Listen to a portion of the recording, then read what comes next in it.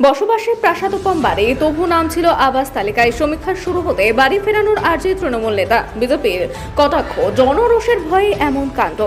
এক ভাই তৃণমূলের অঞ্চল সহ সভাপতি, অপর ভাই দলেরই অঞ্চল কোর কমিটির সদস্য। দুই ভাইয়ের একত্রে বসবাসের জন্য রয়েছে প্রাসাদোপম দোতলা বাড়ি, কিন্তু তারপরেও আবাস তালিকায় নাম ছিল পরিবারের। সমীক্ষা শুরু হতে অবশ্য স্বতঃপ্রণোদিতভাবে আবাসের বাড়ি না নেওয়ার জন্য স্থানীয় বিডিও অফিসে আবেদন জানিয়েছিল ওই পরিবার। বাঁকুড়া পাত্রসাহের ব্লকের বালশি 2 নম্বর গ্রাম পঞ্চায়েতের পানপুকুর মাঝি পাড়ায় এমন ঘটনাকে ঘিরে শুরু হয়েছে রাজনৈতিক চাপানোতর। তৃণমূল এই ঘটনাকে সততা বলে প্রশংসা করলেও বিজেপির কটাক্ষ, জনরোষের ভয়ে এমন কাণ্ড। আবাস প্রকল্পের তালিকা নিয়ে এই প্রথম নয়, বহু ক্ষেত্রে দেখা গেছে পাকা বাড়ি থাকা সত্ত্বেও শুধুমাত্র শাসক দলের নেতা বা বলিষ্ঠ হওয়ার সুবাদে নাম উঠেছে আবাস তালিকায়। বহু ক্ষেত্রে ঘটেছে উল্টো ঘটনা, শুধুমাত্র শাসক দলের ঘনিষ্ঠ না হওয়ায় বসবাসযোগ্য বাড়ি না থাকতেও তালিকায় ঠাঁই হয়নি হতদরিদ্র পরিবারের।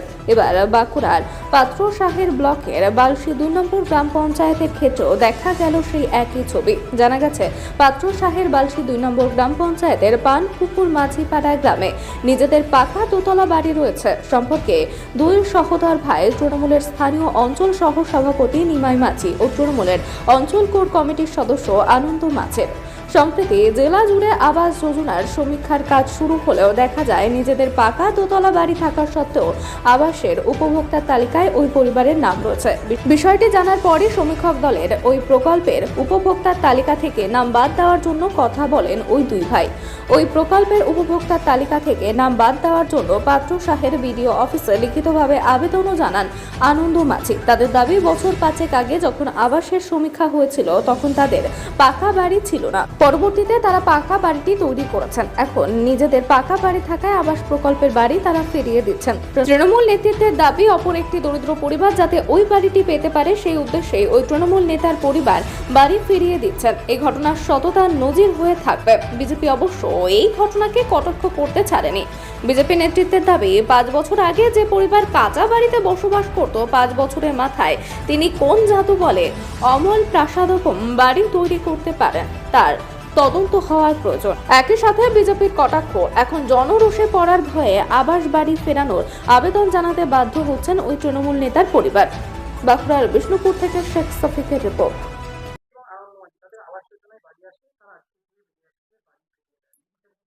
বিগত 4-5 বছর আগে আবাস যোজনার যে সার্ভে হয় সেই সময় নিমাই মাঝি ও আনন্দ মাঝি মাটির বাড়ি ছিল।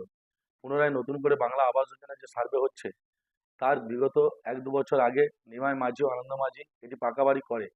যখন বাড়িতে সার্ভে টিম যায়, যাওয়ার পর বলে আমরা বাড়ি করেছি, আমাদের বাড়িটি দরকার নেই, এই বাড়িটি যাতে এবং গরিব মানুষ পায় তার জন্য আপনারা ব্যবস্থা করুন। সেই কারণে নিমাই মাঝি ও আনন্দ মাঝি পাত্রসাহের ব্লকে বিডিও অফিসে গিয়েছিল এবং বিডিও অফিসে গিয়ে রিসিপ্ট সেকশনে জমা দিয়ে যে যাতে আমার বাড়িটি আমাকে না দিয়ে অন্তত যে গরিব মানুষ এবং যোগ্য ব্যক্তি পায় তার ব্যবস্থা করেছে।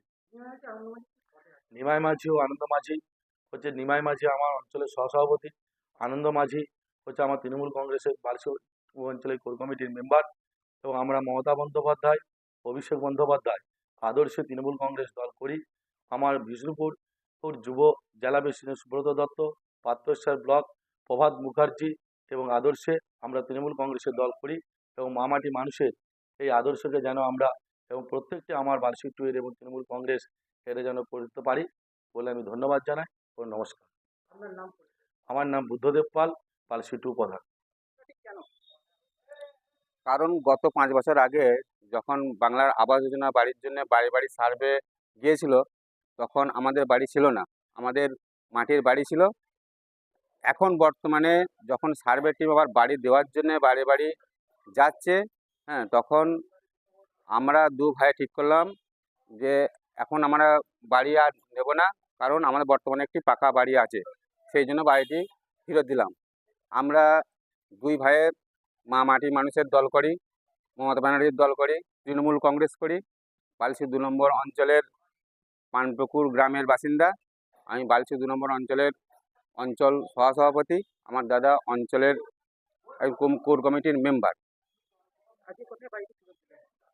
আজকে পাত্রসাহের ব্লক অফিসে বিডিও সাহেব না থাকার জন্যে হ্যাঁ, ওনার রিসিভ সেকশনে রিসিভ করে ওনার হাতে দরখাস্তটা দিলাম। হ্যাঁ, আমরা দু ভাই মানে আলোচনা করে নিজের স্বইচ্ছায় আমরা বাড়িটি নেব না বলে দরখাস্ত দিলাম। এটা আমাদের দু ভাইয়ের নামেই এসেছিল, আনন্দ মাঝি, নিমাই মাঝি। হ্যাঁ, আমরা দুজনেই তৃণমূল কংগ্রেস করি। আমি বালছি 2 নম্বর অঞ্চল সহসভাপতি, দাদা আনন্দ মাঝি বালছি 2 নম্বর অঞ্চলের কোর কমিটির মেম্বার আছে। হ্যাঁ, আজকে আমার বাড়িটা ফেলে গিয়ে দিলাম। আমার নাম নিমাই মাঝি, বালছি 2 নম্বর অঞ্চলের সহসভাপতি। বাড়ি ফেরত দিয়ে মানসিকতার পরিচয় দেয়। কি বলবেন? দেখুন, এরা বাড়ি ফিরিয়ে দিয়েছে, তাতে সততার কোনো পরিচয় এদের মধ্যে নেই। এরা দেখতে পাচ্ছে যে এই বাড়ি নিয়ে চারিদিকে ঝঞ্ঝাট চলছে, আজকে এত বড় বাড়ি, যার জন্য তারা জনরোষের শিকার যাতে না হয় তার জন্য এই সততা দেখাচ্ছে। আপনি বাড়িটা দেখেছেন, একটা বিলাসবহুল প্রাসাদ এবং বাড়ি। তার মানে এই তৃণমূল নেতারা 5 বছরে কত টাকা কামিয়েছে, যার জন্য আজকে মাটির বাড়ি থেকে এই উচ্চতায় উঠতে পেরেছে। এরপর এদের সম্বন্ধে মুখ্যমন্ত্রী চিন্তা করে দেখুন যে তারা এইসব টাকা পাচ্ছে কোথা থেকে। যে লোকটার 5 বছর আগে এই মাটির বাড়ি ছিল, সেই লোকটা আজকে বিলাসবহুল বাড়ি হয় কোথা থেকে, কি এমন রোজগার করছে। আজকে ওই অঞ্চলে আর কাউকে দেখুন তো, সাধারণ মানুষ কার 5 বছরে এত বড় বাড়ি হয়েছে। এর থেকেই বোঝা যায় যে তৃণমূল কংগ্রেস কি পরিমাণ কাটমানি তার নেতারা খায় এবং কত টাকা পাবলিকের চুরি করে। তার প্রকৃষ্ট উদাহরণ হচ্ছে এই দুই ভাই। বাড়ি তো ফিরিয়ে দিতে। বাড়ি ফিরিয়ে দেওয়া ছাড়া তো গতি নেই। বাড়ি যদি না ফেরায় তাহলে এরপর মানুষ, জনসাধারণ অত্যন্ত ক্ষেপে আছে এদের উপরে। এরপর তারা জনরোষের শিকার হয়ে যায়। তাদের হয়তো বাড়ি ভাঙচুর হবে বা কেউ হয়তো গাছে বেঁধে রাখবে। কারণ আমার এত বড় বাড়ি করার পরে যদি প্রধানমন্ত্রীর আবাস যোজনা বাড়ি নেয়, তাহলে সাধারণ মানুষ তো ক্ষেপে যাবেই। তার জন্য তারা সততা দেখাতে গেছে। কিন্তু মানুষ তো জানে, এলাকার লোকজন জানে যে তারা কি ছিল আর কোথা থেকে কি হয়েছে। তাই এসব ভাঙতাবি তাদের বেশি দিন চলবে। আমার নাম দেবপ্রিয় বিশ্বাস, আমি বিষ্ণুপুর সাংগঠনিক জেলায় ভারতীয় জনতা পার্টির মুখপাত্র।